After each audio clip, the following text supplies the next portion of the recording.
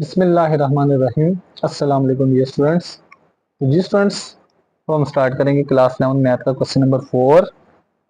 Student question number 4 की statement है, if z1 equal to 2 plus 3 iota, z2 equal to 1 minus alpha, find the value of alpha. यहाँ पे हमने alpha find करना है such that imaginary part of z1 z2 equal to 7 है।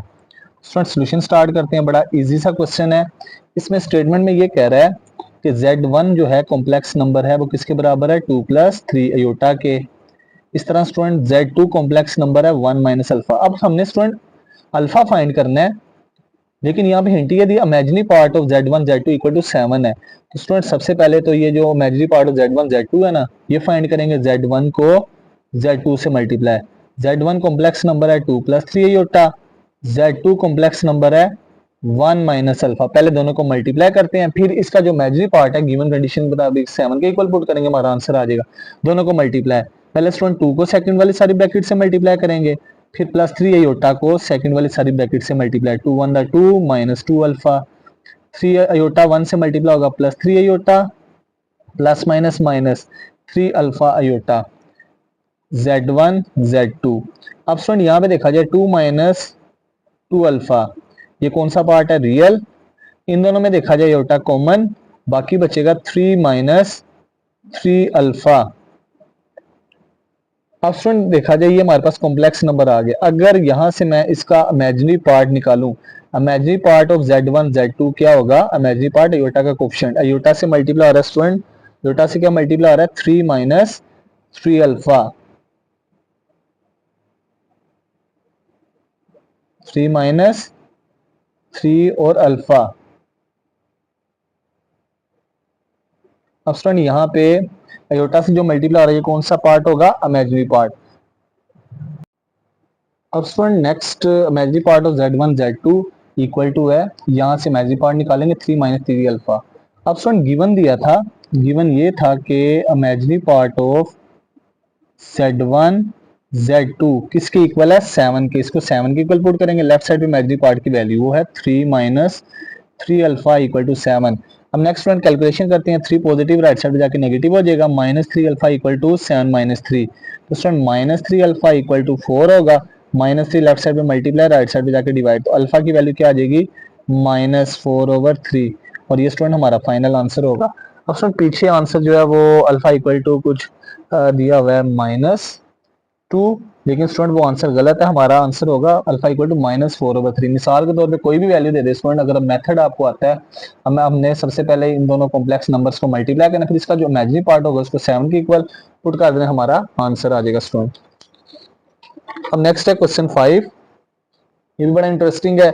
इसमें कह रहा है if z1 equal to x plus iota y, z2 है complex number a plus b iota. Next कह रहा है आपने 4 अननोन फाइंड करने, x y a b। यहाँ पे सच दैट 2 कॉम्प्लेक्स नंबर्स दिए हैं। अब हमने स्टूडेंट यहाँ पे चारों अननोन फाइंड करने हैं, तो z1 जमा z2 है a प्लस बी योटा, इसको नंबर 1 का नाम दे दिया। z1 माइनस z2 है 6 प्लस 2 योटा, इसको नंबर 2। अब स्टूडेंट दो इक्वेशन है, पहले हम क्या करते हैं, यहाँ पे z1 की वैल्यू निकालेंगे, फिर z2 की। अब स्टूडेंट अगर देखा जाए, अगर हमने z1 निकालना है, z2 प्लस और माइनस है, अगर हम इन दोनों इक्वेशंस को ऐड करें बाई इक्वेशन 1 प्लस इक्वेशन 2, अब स्टूडेंट एडिशन में साइन चेंज नहीं होंगे, आ जाएगा z1 जमा z2 10 plus 4 iota, z1 minus z2 equal to 6 plus 2 iota. Addition में साइन चेंज नहीं होंगे, ये z2 वाली वैल्यू कैंसिल हो जाएगी। Student 1z1 plus z1 2z1। Next one real में रियल को ऐड, 10 में 6 ऐड करेंगे 16, 4 योटा में 2 योटा ऐड करेंगे 6 iota. Next one z1 equal to आ जाएगा 2 मल्टीप्लाई, राइट साइड में जाके divide, 16 plus 6 iota divide by 2। अब सुन ऊपर वाली वैल्यू में से कॉमन निकाल लेते हैं, क्या कॉमन आ जाएगा, 2 common, 8 plus 3 iota divided by 2। Student जब कटिंग कर देंगे तो z1 बराबर आ गया 8 प्लस 3 योटा। अब student by given condition z1 किसके बराबर था, z1 इक्वल टू था x प्लस योटा वाई, इसकी जगह लेफ्ट साइड पे वैल्यू पुट कर देंगे, is equal to 8 plus 3 iota. अब स्टूडेंट बाय कंपेयरिंग, जब कंपेयरिंग करेंगे, बाय कंपेयरिंग वी गेट, तो स्टूडेंट x इक्वल टू क्या होगा, रियल रियल के इक्वल, और y equal to imaginary imaginary के इक्वल, अयोटा के बराबर हो जाएंगी, y इक्वल टू 3। और ये स्टूडेंट हमारे फर्स्ट वाले दो आंसर आ गए। अब नेक्स्ट स्टूडेंट इसी तरह से जैसे हमने Z1 की वैल्यू निकाली, अब Z2 की निकालते हैं। उसके लिए स्टूडेंट देखा जाए Z2 निकालना है तो Z1 की दोनों वैल्यूज के साइन सेम है, इसको कैंसिल करना पड़ेगा, तो इनको माइनस करेंगे बाय इक्वेशन 1 माइनस इक्वेशन 2, दोनों को माइनस करते हैं। इक्वेशन 1 क्या है, Z1 जमा Z2 बराबर है 10 प्लस 4 अयोटा के। Equation 2 Z1 minus Z2 equal to 6 plus 2 iota. Student जब इक्वेशंस को माइनस करते हैं तो साइन चेंज हो जाते हैं, ये कैंसल, प्लस माइनस प्लस में change, Z2 plus Z2 2Z2, 10 plus का 6 भी प्लस का माइनस में चेंज, 10 में 6 माइनस करेंगे 4, plus plus minus 4 plus 2 iota. Next one 2 multiply right side जाके डिवाइड होगा, तो ये हमारे पास आ जाएगा 4 plus 2 iota divide by 2। Numerator में से स्टूडेंट 2 कॉमन लेते हैं, 2 कॉमन निकालेंगे तो ये आ जाएगा 2 प्लस अयोटा डिवाइडेड बाई 2, 2 2 से कैंसल। तो नेक्स्ट वन Z2 किसके इक्वल आ गया, Z2 है 2 प्लस योटा। अब स्टूडेंट Z2 कॉम्प्लेक्स नंबर किसके इक्वल था, a जमा b योटा। लेफ्ट साइड इसकी वैल्यू पुट करेंगे, a जमा b iota is equal to 2 plus iota. दोनों कॉम्प्लेक्स नंबर्स इक्वल हैं, इनकी कंपेयरिंग करते हैं, बाय कंपेयरिंग वी गेट। जब कंपेयरिंग करेंगे तो स्टूडेंट हमारे पास रियल रियल के इक्वल, a इक्वल टू 2 आ जाएगा, इमेजिनरी इमेजिनरी के equal, b equal to aorta का कोफिशिएंट कुछ नहीं तो 1 होगा, रियल रियल के इक्वल हो जाएगा, इमेजिनरी इमेजिनरी के, ये हमारा आंसर आ जाएगा। तो लास्ट में लिख देंगे student so a equal to 2, b equal to 1, x equal to student क्या आया है 8, y इक्वल टू 3। ये हमारी चारों अननोन्स की वैल्यूज आ गई। बड़ा सिंपल सा क्वेश्चन था, हमने स्टूडेंट इक्वेशंस को साइमल्टेनियसली सॉल्व किया है, फिर उसमें कॉम्प्लेक्स नंबर की वैल्यू पुट करेंगे, कंपैरिजन करेंगे तो आंसर आ जाएगा। अब नेक्स्ट वन क्वेश्चन नंबर 6 है, इसमें प्रूफ करना है कि show that for all Z1 Z2 belongs to C, Z1 Z2 को मल्टीप्लाई करें, इसका कॉन्जुगेट लें, या Z1 का कॉन्जुगेट लें, Z2 का, दोनों को मल्टीप्लाई करें, आंसर सेम ही होगा। सबसे पहले स्टूडेंट दो कॉम्प्लेक्स नंबर हम खुद सपोज करेंगे, वैल्यू नहीं दी, एक हमने कह दिया a जमा b योटा, दूसरा हमने कह दिया c जमा d योटा। अब स्टूडेंट पहले लेफ्ट हैंड साइड को सोल्व करते हैं, वो है Z1 Z2 का कॉन्जुगेट। पहले हम स्टूडेंट मल्टीप्लाई करेंगे Z1 Z2 को, Z1 कॉम्प्लेक्स नंबर है a plus b iota, Z2 complex number है c जमा d अयोटा।